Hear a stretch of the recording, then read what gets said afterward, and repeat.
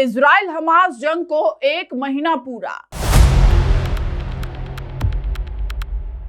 महीने भर में क्या बदला गाजा में? किस मोड़ पर पहुंची इजराइल हमास जंग? इजराइल हमास जंग को अब 1 महीना पूरा हो चुका है। हमास ने 7 अक्टूबर को अचानक से इजराइल पर हमला कर दिया था।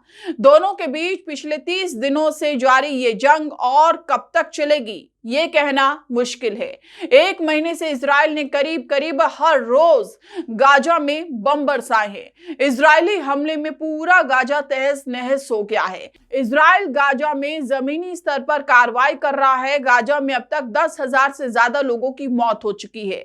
हजारों की संख्या में लोग घायल हुए हैं। इजरायली हमलों के बाद गाजा में 15 लाख से अधिक फिलिस्तीनी विस्थापित हुए हैं।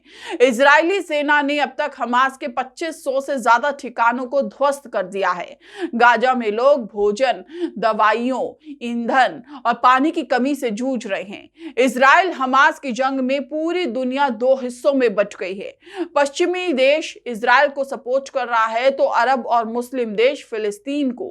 अरब व मुस्लिम देशों का कहना है कि इजराइल गाजा में नरसंहार कर रहा है। वहीं अमेरिका समेत कई पश्चिमी देशों का यह कहना है कि हमास एक आतंकी संगठन है और उसका खात्मा जरूरी है। गाजा में हमास के लड़ाकों के साथ साथ भारी संख्या में आम नागरिकों की मौतें हुई हैं। 7 अक्टूबर को हुए हमले के बाद हमास के खिलाफ जंग में इजराइल के 2 मकसद थे। पहला था कि हमास के पास से 250 से ज्यादा इजरायली बंधकों को आजाद कराना। दूसरा मकसद आतंकी संगठन हमास को जड़ से खत्म करना। 1 महीने से जारी जंग में इजराइल इन दोनों ही मकसद में पूरी तरीके से फेल रहा है। ना तो बंधक आजाद हुए हैं और ना ही हमास के टॉप नेता मारे गए हैं। जंग से गाजा में काफी ज्यादा सिविलियन मारे जाने की वजह से अमेरिका समेत दुनिया भर में सीज फायर की मांग हो रही है।